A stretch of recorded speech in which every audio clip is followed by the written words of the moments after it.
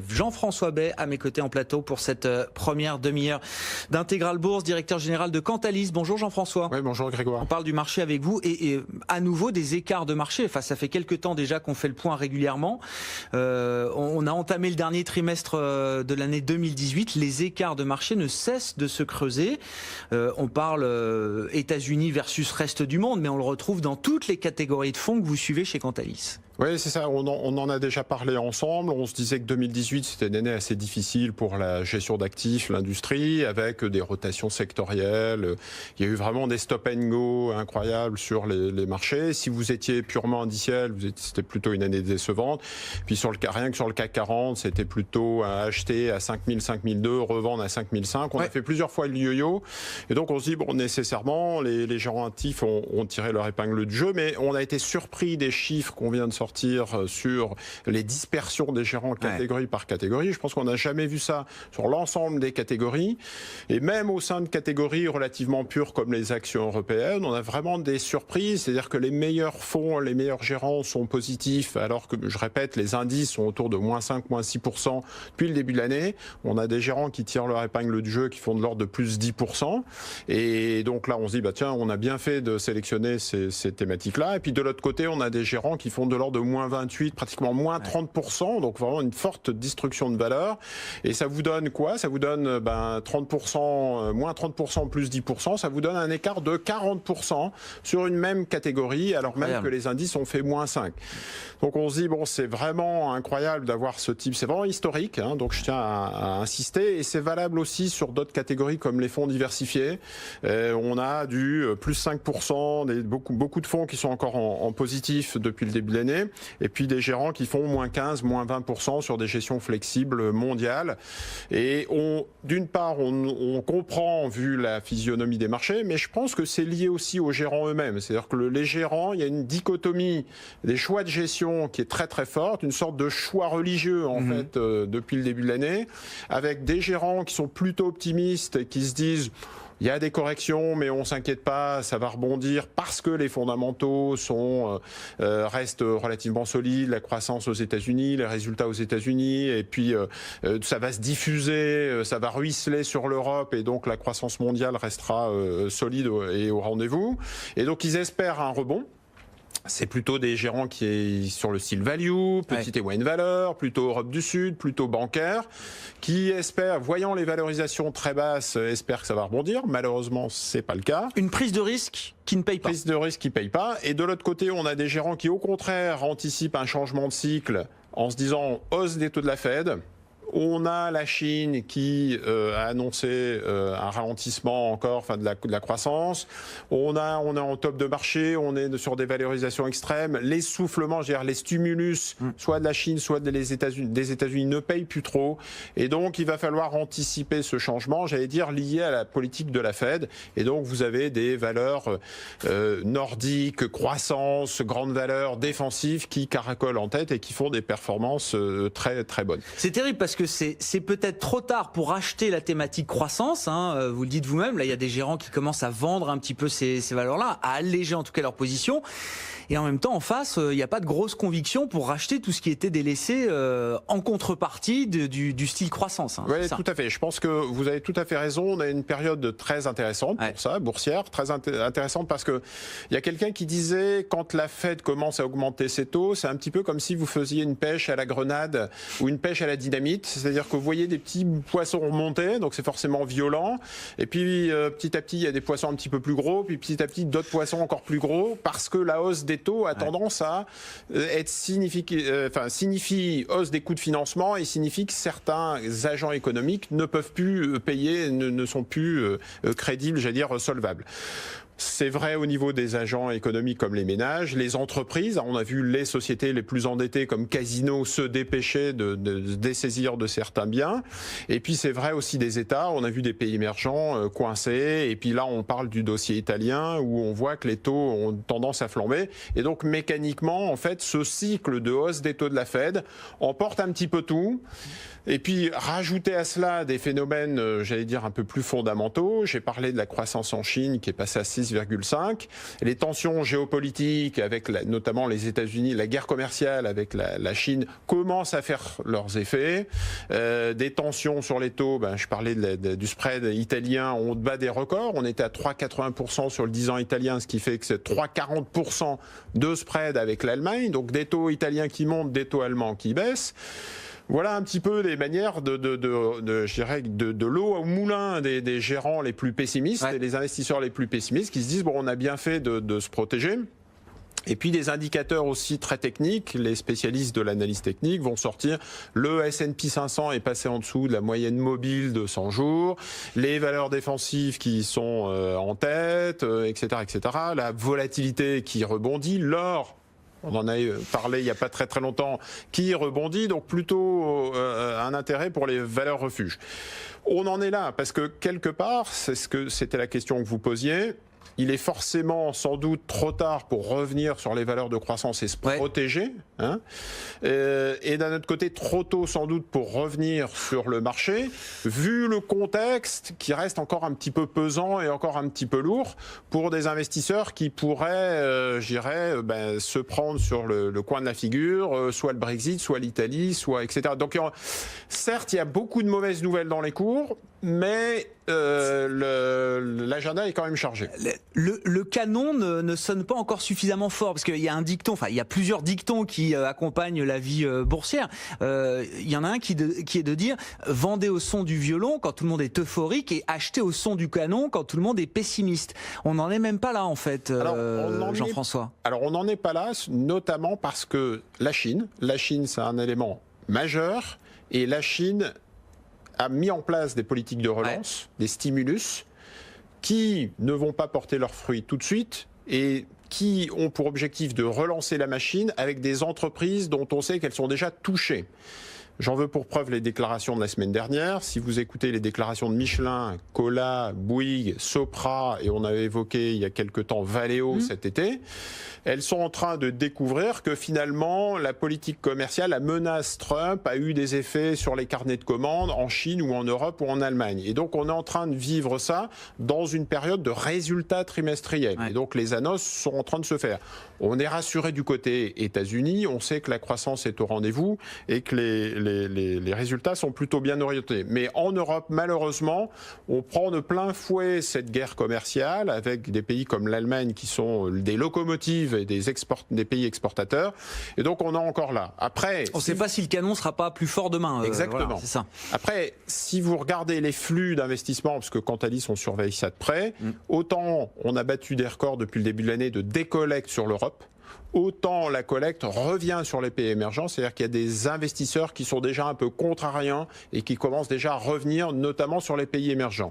Si vous me poussez dans mes derniers retranchements, je vous dirais sans doute que les pays émergents, c'est peut-être la zone de diversification qu'il faut commencer à regarder pour diversifier son portefeuille, son investissement. Et sortir un peu du dollar, des actifs dollars, pour ceux qui sont encore très exposés au marché américain et aux actifs américains. Exactement. Et puis, que ce soit côté dette émergente ou action émergente, il y a des niveaux de rendement qui sont historiques, qui sont intéressants. Ça, c'est, j'allais dire, pour des investisseurs les plus avertis, mais il faut quand même avoir conscience, il faut être clair que le news flow est pesant et notamment le dossier italien et le dossier Brexit, j'allais dire, emporte un petit peu tout en Europe. Et donc, c'est à surveiller. Peut-être que la semaine prochaine ou dans 15 jours, on parlera du dossier Brexit. Parce que le Brexit, s'il y a no deal, c'est quand même des conséquences majeures pour l'industrie de la gestion et des conséquences majeures pour les portefeuilles via des PEA, puisque vous savez que le PEA, il y a des conditions sur investissement dans les actions de l'Union européenne. Si c'est no deal, ça veut dire que les gérants vont devoir se dessaisir des actions anglaises et donc l'impact risque d'être majeur. Donc c'est ce genre d'éléments que l'on surveille de près et qui explique qu'on ne soit pas aussi boule que malgré le pessimisme ou la prudence ambiante, on reste encore très méfiant. Exactement. Et on ne s'essaye pas à lutter contre la tendance, le momentum aujourd'hui qui est plutôt négatif. Enfin négatif, on a des vents contraires bien identifiés. Le Brexit, l'Italie, on va faire le point sur l'Italie dans un instant, qui plutôt est un facteur de soulagement aujourd'hui, même si la situation reste évidemment fragile de ce point de vue-là, mais on a vu des des éléments techniques avec les agences de notation sur la dette italienne qui soulage un petit peu le marché aujourd'hui. Et puis la réponse de Rome à Bruxelles, on parle de tout cela dans un instant. Le CAC 40 est à l'équilibre et même négatif désormais après l'ouverture des marchés américains. BFM Business, Intégral Bourse, jusqu'à 18h, la bourse en temps réel. Jean-François Bay, toujours à mes côtés, directeur général de Cantalis, et par téléphone, c'est Louis Haraud qui nous rejoint, économiste et stratégiste de Crédit Agricole CIB. Bonjour Louis. Bonjour. Merci d'être avec nous. On parle de l'Italie, bien sûr. Alors les choses sont toujours très mouvantes. On a eu la réponse de Rome, la lettre réponse de Rome à Bruxelles, après évidemment les premières critiques et les demandes de clarification d'un budget en dérapage exceptionnel par rapport à ce qui se pratique généralement en zone euro. Qu'est-ce qu'on peut dire de la lettre de réponse de Rome, des dernières prises de position, des dernières prises de parole politiques en provenance de l'Italie, Louis? Est-ce que les négociations commencent en douceur entre le gouvernement italien et l'exécutif européen? Oui, on a effectivement ces premiers éléments. Moi, ce que je dirais, pour être très synthétique, je suis plutôt surpris par le ton assez constructif du gouvernement italien. C'est évidemment un point de vue relatif. On a vu un gouvernement italien qui était assez agressif vis-à-vis à la fois de l'Union européenne et vis-à-vis des marchés. Donc, on pouvait s'attendre au pire dans cette réponse, et ce qu'on a vu, c'est que le gouvernement italien essaye en tout cas de donner quelques éléments pour en tout cas initier un dialogue. On n'est pas du tout encore arrivé à avoir un accord quelconque et on s'attend pas du tout à ce que tout se termine bien. Néanmoins, ce qu'on a vu, c'est que le gouvernement italien est prêt à faire quelques concessions, notamment le fait que le gouvernement italien soit prêt à préparer des nouvelles mesures au cas où le déficit public dépasserait la cible des 2,4%. Et puis, dans cette lettre également, ce qu'on voit, c'est qu'il rappelle que sa place est en zone euro et qu'il est prêt à faire le nécessaire pour rester en zone euro. Donc, l'un dans l'autre, si je devais résumer, on a un projet de budget qui était très négatif, on va pas se cacher aujourd'hui. Cependant, ce qu'on voit, c'est que le gouvernement italien, en tout cas, est prêt à initier une forme de dialogue. Pas du tout à céder sur ses grandes cibles. Ouais.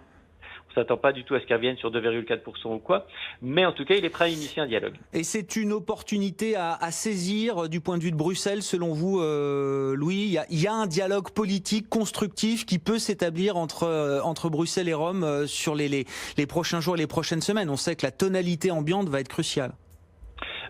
Tout à fait. Alors, je pense que Bruxelles, la Commission européenne va être dans une situation assez difficile parce que, évidemment, si la Commission européenne est trop bienveillante à l'égard du gouvernement italien, ça affaiblit une fois de plus les règles européennes et beaucoup d'économistes tendent à dire que l'affaiblissement des règles européennes dans les années 2000 à 2005 ont fini par générer une déviation des déficits publics dans tous les pays et donc fini par préparer la crise. Donc, Bruxelles, en étant trop douce avec le gouvernement italien, trop bienveillante, risque de l'enlever de la crédibilité à la Commission européenne.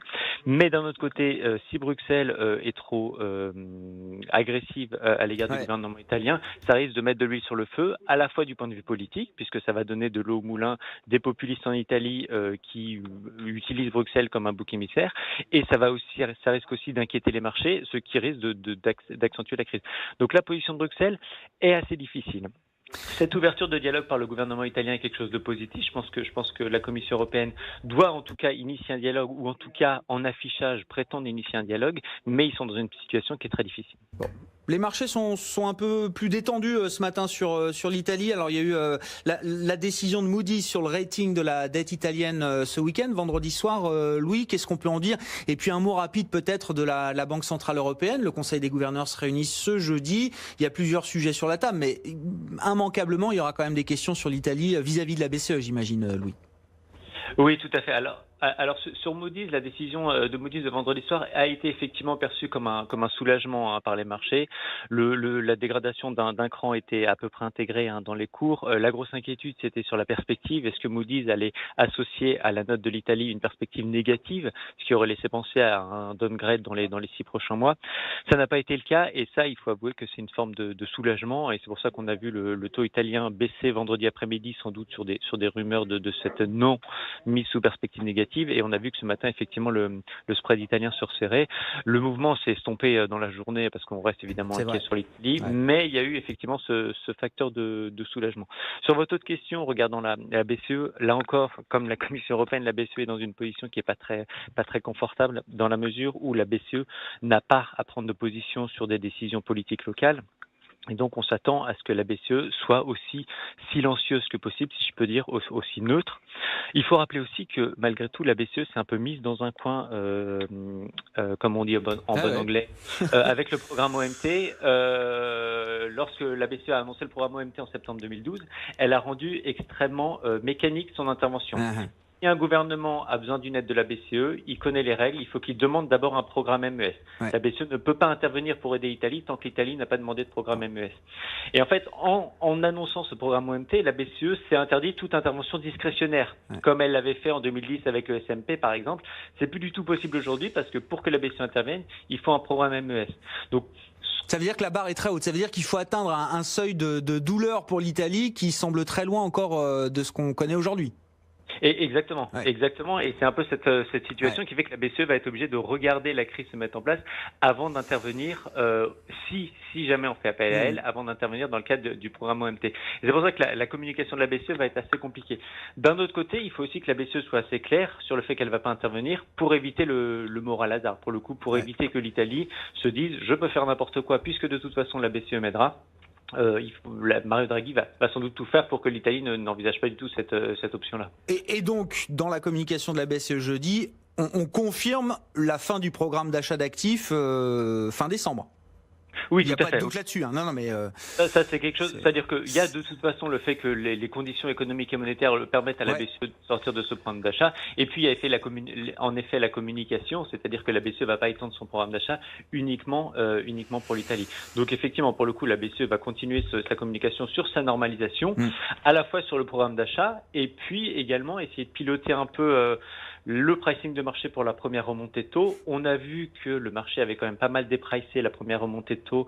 Avant, on s'attendait à quelque chose comme, je dirais, septembre-décembre 2019. Et là, on a vu que les anticipations de marché se sont décalées vers plutôt début 2020. Je pense que la BCE pourrait être un tout petit peu plus au quiche que ce à quoi on s'attend pour essayer de rapprocher ce pricing de première hausse de taux vers la fin 2019 plutôt que début 2020. Merci beaucoup Louis. Louis Haraud qui était avec nous par téléphone, stratégiste en charge de suivre la Banque Centrale Européenne et la zone euro au Crédit Agricole CIB. Un mot pour finir peut-être Jean-François Bech et Cantalis sur l'Italie, la situation italienne. Je pense qu'effectivement à court terme il peut y avoir un peu plus de calme sur cette situation très très technique, mais il faut se mettre à la place des investisseurs internationaux. Vu des États-Unis, vu de la Chine, on comprend pas bien. Il y a l'Autriche qui est vent debout, les pays d'Europe du Nord. Donc on voit que la BCE est complètement écartelée. Et je pense qu'en dehors de flux qui restent négatifs sur la zone européenne, parce que justement on comprend pas bien ce patchwork et les décisions qui sont prises, la France qui a un déficit supérieur à l'Italie et qui a aussi laissé filer son déficit. Enfin bref, donc ça apporte de l'eau au moulin italien.